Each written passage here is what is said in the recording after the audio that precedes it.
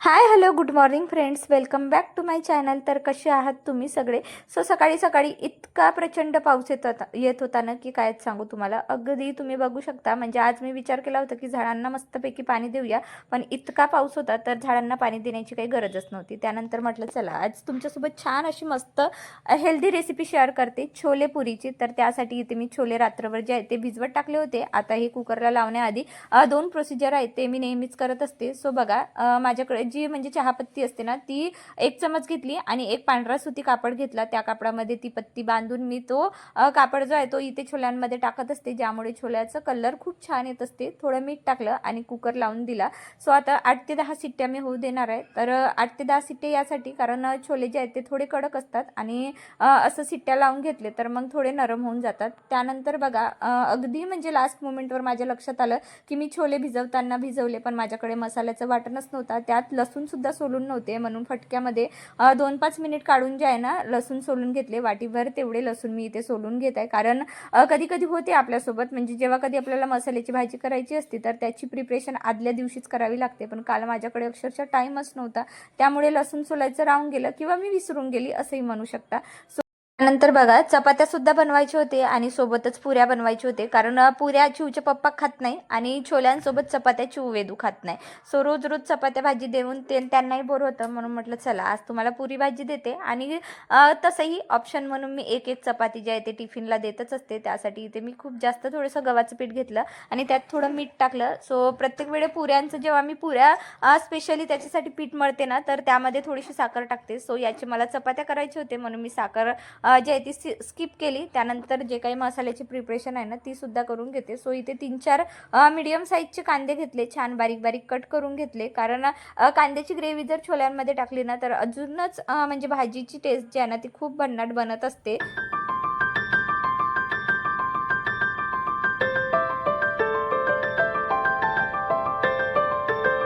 त्यानंतर कुकर झालेला होता. सो कुकर मी बाजूला थंड होण्यासाठी ठेवले. त्यानंतर इथे थोडे खडे मसाले घेतले, जसं विलायची, लवंग, मिरे, त्यात भेंडी विलायची आणि तमालपत्र असे 2-4 खडे मसाले घेतले आणि अगदी छोट्या छोट्या क्वांटिटीमध्ये मी इथे टाकून घेतले. तेल खूप गरम झाला होता म्हणून डायरेक्ट मी म्हणजे कांदा टाकून घेतला आणि चम्मच आणेपर्यंत कांदा किंवा खडे मसाले जळले असते म्हणून मी इथे चाकूने जे आहे ते हलवून घेतले. त्यानंतर चम्मच आणला. अगदी छान कांदा चांगला असा ब्राउनिश होईपर्यंत इथेच मी असं परतून घेते. त्यानंतर इथे थोडंसं जो काही मी लसूण सोलला होता ना, वाटीभर लसूण मी इथे टाकून घेतला. त्यानंतर अद्रक घातला, ज्यामुळे मग मसाला जो आहे ना तो प्रॉपर आपला असं शिजला जातो. आणि मी नेहमी मसाल्याचं वाटण करायचं राहिलं तर अशाच पद्धतीने जे आहे ते करत असते. थोडंसं जे आहे खोबरा किस टाकलं, कारण माझ्याकडे खोबरा नव्हता त्यामुळे मी खोबरा किस टाकला. त्यानंतर थोडे शेंगदाणे टाकले. म्हटलं मसाल्याची ग्रेव्ही जी आहे ती थोडी घट्ट येणार, त्यामुळे इथे टाकून घेतलेला.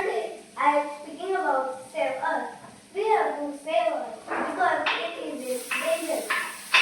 Uh, Earth give us food, shelter, plants. तर चिवला सेव्ह अर्थवर म्हणजे स्पीच द्यायची होती. सो तिचं तेच म्हणजे पाठ करणं जे आहे ते सुरू होतं. तर ती म्हणते, मम्मा मी तुला एकदा सांगून बघते. सो म्हटलं चल आता तुझी निवांत बसून असं स्पीच ऐकण्यासाठी तर माझ्याकडे वेळ नाही, म्हणून मी इथे स्वयंपाक करते. तू साईड बाय साईड तू तुझी स्पीच जी आहे ती मला म्हणून दाखव. त्यानंतर बघा, या मसाल्याचं वाटण मी दुसऱ्या साईडला शिफ्ट केलं, कारण मला चपात्यासुद्धा बनवायच्या आहेत, कारण मुलांच्या अंघोळी झालेल्या आहेत. सो चला इथे मी टोमॅटो टाकले, त्यानंतर मीठ टाकला. आता इथे थोडीशी हळद टाकूया.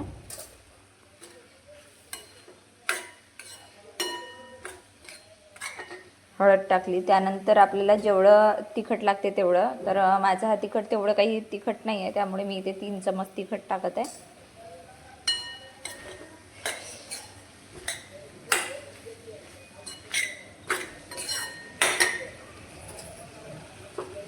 आणि 2 चम्मच धन पावडर टाकलं मी.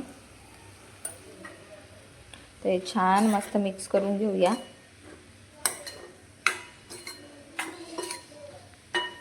त्यानंतर मी इथे हा छोले मसाला जो आहे ना तो यूज करत असते. सो हे छोले मसाला 1 ते 2 चमच घातलं की अजूनच आपल्या या छोल्यांची टेस्ट जी आहे ना ते खूप छान लागत असते.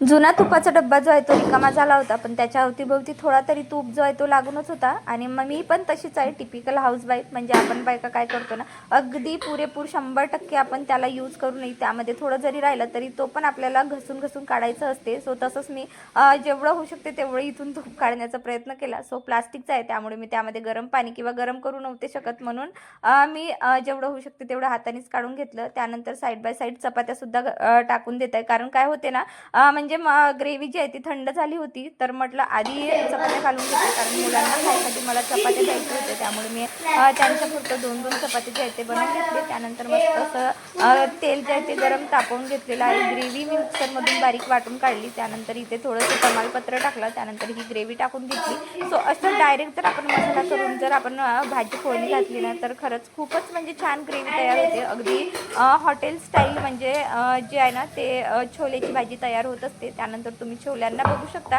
म्हणजे जे काही पत्तीची मी सिक्रेट वस्तू तुम्हाला सांगितली होती, टिप्स दिली होती, तर त्याचा कलर तुम्ही बघू शकता. छोल्यांना इतका सुंदर कलर आला होता ना, खूपच छान. आणि मला इतकी घाई झाली होती की प्रचंड घाई झाली होती, त्यामुळे पटापट इथे छोले जे आहे ते फोडणी घातली. त्यानंतर 2 चम्मच जे आहे ते छोला मसाला जे आहे तो घालून घेतलेला आहे. त्यानंतर लगेच जे आहे चपात्या बनवून घेतले. सो चपात्यासोबत मला पुऱ्यासुद्धा बनवायचे होते, म्हणून साईड बाय साईड दोन्ही कामं माझे सुरू आहे. तुम्ही इथे स्पीड बघू शकता. सो खरं म्हटलं तर रिअलमध्ये एवढी तर स्पीड नव्हती, पण याच्या बरोबरीतच माझी कामांची स्पीड जी आहे ती झालेली होती, कारण भरपूर उशीर झाला होता आणि फक्त माझ्याकडे 10 मिनिट होते. शेवटचे 10 मिनिट म्हटलं की एवढे म्हणजे धावपळीचे असतात ना की खूपच. आणि डोक्यात चालू होतं की पुऱ्या तळायच्या आहेत, त्यानंतर डब्बा भरायचा आहे. सो या सगळ्या गोष्टींमध्येच भरपूर म्हणजे आपल्याला असं कधी कधी एकदम पॅनिक झाल्यासारखं होते, कारण एकदा मुलांच्या स्कूलची बस वगैरे जर मिस झाली ना, तर मग खूपच मग खूप वाईट वाटत असते. त्यातल्या त्यात मग घरचे लोक बोलतात ते ऐकणं खूपच भारी होत असतं. आणि आमच्याकडे चिऊचे पप्पा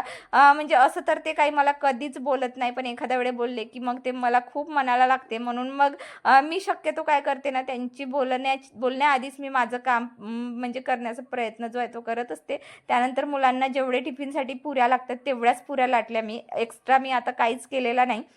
त्यानंतर लगेच जे आहे ती चिवचे केस करण्यासाठी इथे मी बाहेर आली. सो तिला म्हटलं 2 पोनीटेल टाकून देते, पण तिला असं आहे, ती पण नियमवादी आहे पप्पासारखी. तिला जरी 1 जरी मिनिट उशीर झाला तर तिचंही असं म्हणजे चिडचिड करणं जे आहे ते सुरू होऊन जात असते. त्यामुळे मी तिला वेण्या पाळून देत होती, पण तिची सुरू होती की नाही आता मला वेणी वगैरेची या भानगडीत तू पळू नको, मला सीधी जी आहे 1 पोनी म्हणजे पाळून दे, कारण तसंही बराच उशीर झालेला आहे आणि तिला तिची बस जी आहे ते मिस करायची नव्हती. म्हणून म्हटलं घे बाई घे, तुला आता एक पोनीटेलच जे आहे ते पाळून देते. सो अशा पद्धतीने एकच पोनी पाडली. आणि कधी कधी होते आमच्यासोबतही म्हणजे कितीही लवकर उठून सगळे कामं करायला गेलं तरी पण कुठे ना कुठे काही ना काही सुटत असते. तर चला असो. त्यानंतर मी मुलांना घेऊन जे आहे ते स्टॉपपर्यंत सोडून येते. त्यानंतर मग माझी जी कामे आहेत ते मी मग करते. तसंही पप्पा वाटच बघत आहेत, कारण त्यांनाही काही जेवण मी दिलाच नाही आणि त्यांच्या चपात्या सुद्धा बनवायचेच आहेत. आधी म्हटलं मुलांचं आवरून घेते आणि मग हे झाल्यानंतर मी घरचं निवांतपणे करते. त्यानंतर मस्त मुलांना सोडून आली आणि येताच बघा मला म्हणजे सदाफुलीला खूप छान फ्लावर्स उमलले होते. म्हणजे आजपर्यंत पैकी आज म्हणजे खूप जास्त क्वांटिटीमध्ये म्हणजे फुलं जे आहेत ते आले होते. म्हणून म्हटलं चला हा लुक तुमच्यासोबतही शेअर करावा. छान छान फ्लावर्स दाखवले. आतून मला चिवच्या पप्पांचा आवाज आला, ये बाई ये आता मला जेवाचं दे. म्हणून म्हटलं चला आता त्यांना जेवाचं देऊन दिलं. आणि भाजी तुमच्यासोबत कशी झाली ते मला शेअर करायचं राहूनच गेलं घाई गडबडीमध्ये. तर अशा पद्धतीने मस्त अशी झणझणीत भाजी जी आहे ती झाली होती. खरं सांगू तर खूपच टेस्टी झाली होती आणि अशा पद्धतीने ग्रेव्ही करून मी फर्स्ट टाईमच केली होती भाजी. त्यानंतर मस्त मी पण असं 2 पुऱ्या माझ्यासाठी तळले आणि मी पण मस्त असं जेवण करून घेतलेलं आहे. त्यानंतर कपडे होते काही मशीनला लावायचे. सो आता मी एवढ्यामध्ये तर म्हणजे जे डेलीचे कपडे आहेत ना ते सगळे मी मशीनला म्हणजे लावत आहे. जे खूपच जास्त म्हणजे खूप जास्त असे सेन्सिटिव्ह कपडे आहेत तर ते मी हाताने धुते, किंवा वाईट कपडे वगैरे असतात ते मी हाताने धुते. जे खूप लाईटवाले कपडे असतात ते सुद्धा मी हाताने धुते. पण जे कपडे मशीनमध्ये धुवू शकतात चांगल्या बऱ्यापैकी खूप चांगली निघते, असं नाही की मशीनमध्ये खूप खराब कपडे निघतात, असं नाही. बऱ्यापैकी खूप छान धुते मशीनसुद्धा. सो आहे तर म्हटलं चला यूज करून घेऊया. तर तुम्ही साईडला बघितलंच असेल या बाल्कनीमध्ये किती पसारा झालेला आहे. सो हा सगळ्याच चिमण्यांनी जो आहे ना तो पसारा केलेला आहे. अगदी ते छोटं छोटं असं त्यांचं सामान जे आहे ते घेऊन येतात एक एक काडी, आणि त्याने घरटं बनवण्याचा प्लॅन जो आहे तो म्हणजे एसीची बॅटरी जी आहे ना ती बाहेर आहे, तर तिथे त्यांचा प्लॅन सुरू असते. त्यानंतर काल मी नारळाचे मोदक केले केले होते. सो तोच नारळाचा कवच मी इथेच टाकून दिलेला होता. म्हटलं चला याला थोडंसं सुकू देऊया आणि याला बारीक बारीक करून याचं पावडर फॉर्म करून आपण आपल्या गार्डनमध्ये यूज करू शकतो, म्हणून मी इथे सुकवायला ठेवलं होतं. तर ते पण प्लेट चिमण्यांनी पाळून टाकली. सो आता ते सगळं उचललं. त्यानंतर पूर्ण बाल्कनी जी आहे ते अशी एका झाडूने पूर्ण क्लीन करून घेतली. अगदी काय होते ना इथे बरेचदा म्हणजे चिमण्या काय करतात ना, जो वॉशिंग मशीनचा पाईप असतो ना, जो मी बरोबर जो होल आहे ना, ड्रेनेज होल तिथेच ठेवला असते, तर त्याला सरकून पूर्ण इकडे करतात. त्यामुळे मग बाल्कनी नेहमी अशी ओली ओली होऊन जाते. सो माझे जेव्हा जेव्हा लक्षात येते तेव्हा तेव्हा मी पाईप तो यामध्ये अडकवायचा प्रयत्न करते. त्यानंतर पूर्ण बाल्कनी झाडून घेतली. अगदी पाणी वगैरे सगळं मारून घेतलेलं आहे आणि अशा पद्धतीने एक एक कामं मी आवरून घेतले.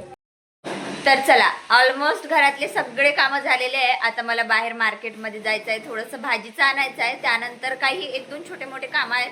सो चला तुम्हालाही नेते कुठे कुठे जाते. सध्या तर आता काही प्लॅनिंग अशी ठरलेली नाही की कुठे कुठे जायचं आहे. तसं तर 1 वाजलेला आहे आणि मला 3 वाजेपर्यंत बाहेर जाऊन म्हणजे वापस यायचं आहे. सो थोडं माझ्या फ्रेंडला जे आहे ना साडी घ्यायची होती. सो साडी शॉपिंगसाठी सुद्धा जायचं होतं. तर बघूया आता कुठे कुठे आणि काय काय घेते. सो तुमच्यासोबत नक्कीच मी सगळं आजचा फुल व्लॉग जो आहे तो शेअर करते. सो चलो.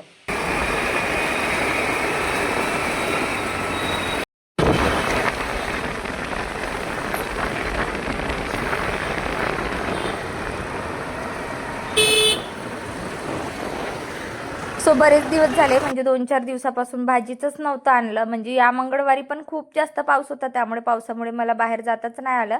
सो आजच मग पूर्णपणे ड्राय झालं होतं, म्हणजे अजिबात भाजीचं काहीच नव्हतं. अगदी टोमॅटोसुद्धा नव्हते घरात. सकाळीच मी छोले बनवले होते. आता परत दुसरं काही ऑप्शन दिलं असतं तर मग मुलंही चिडले असते आणि चिवचे पप्पाही. म्हणून म्हटलं चला ते चिडण्याआधी आपण भाजीचं घेऊन येऊया. म्हणून मी इथे भाजी मार्केटला आलेली आहे. सो इथे अगदी छान अशी फ्रेश अशी भेंडी होती, म्हणून म्हटलं भेंडी घेऊन घेऊया. तसंही आमच्या घरामध्ये वेदूला भेंडी प्रचंड आवडत असते. त्यानंतर माझ्या फ्रेंडसोबत आली होती. सो तिच्याकडे बाप्पा आले आहेत, तर बाप्पासाठी जे हार वगैरे घ्यायचे होते. सो तेच आम्ही इथे बघणं सुरू होतं आणि माझंही असं विचार सुरू होतं की काहीतरी डेकोरेशन आपण आपल्या घरात घेऊया. पण म्हटलं चला आता मला उगाच काही डेकोरेशन करायचं नाही, म्हणून मी काही घेतलं नाही. त्यानंतर प्रचंड भूक लागली होती म्हणून मस्त सँडविच ऑर्डर केले.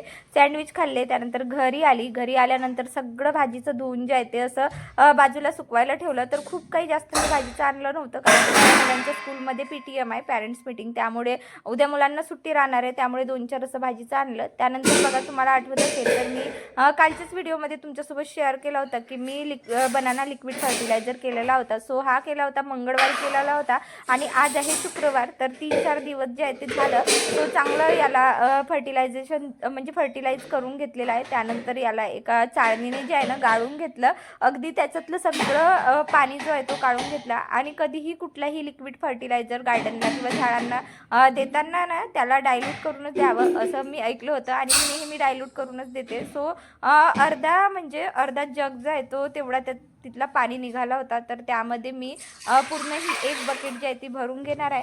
म्हणजे माझ्याकडे झाडं खूप आहेत. सो सगळ्या झाडांना झालं पाहिजे असंच म्हणजे डोक्यामध्ये विचार सुरू होतं की माझ्या सगळ्या झाडांना हा लिक्विड फर्टिलायझर मिळालं पाहिजे. म्हणून मी म्हणजे 2-3 जग जे आहे ते पाणी यामध्ये घालून घेतला. अगदी डायल्यूट करून मी माझ्या झाडांना जे आहे ते देणार आहे.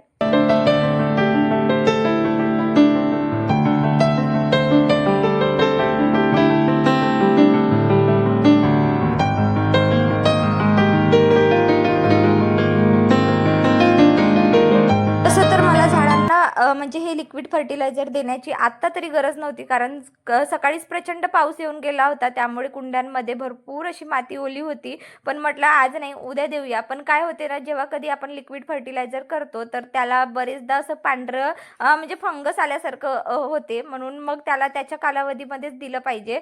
म्हणून मग मी काय केलं ना, तर बऱ्यापैकी ऊन निघाली होती दुपारनंतर. सो सकाळी पाऊस होता, त्यानंतर दुपारनंतर छान अशी ऊन निघाली होती आणि बऱ्यापैकी कुंडीमधला पाणी जो आहे तो थोडा सुकल्यासारखं झालं होतं. म्हणून म्हटलं चला देऊन देऊया, कारण आपण एवढ्या मेहनतीने हे लिक्विड फर्टिलायझर केलेलं आहे आणि मग तो वाया जाणार. त्यामुळे मग झाडांना पाणी देऊन दिलं आणि कशी मुलांची यायची वेळ झाली कळलंच नाही. त्यानंतर 3:30 वाजले. मुलांना जाऊन घेऊन आली. सो आत्ता मुलांना आय कार्ड मिळाले होते, तर तेच त्यांचं दाखवणं जे आहे ते सुरू होतं. वेदांतला दाखव म्हटलं, पण तो काही दाखवत नव्हता. नाही मी दाखवतच नाही म्हणून त्याने अगदी हातच लपवून घेतला. त्यानंतर तो घरी आल्याबरोबर त्याचं एकच काम असते, त्याचं त्याच्या गाडीसोबत खेळायचं. तर चला, असं होतं माझा आजचा दिवस. तुम्हाला आजचा व्हिडिओ कसा वाटला मला कमेंटमध्ये नक्की सांगा. पुन्हा भेटूया अशाच मस्त इंटरेस्टिंग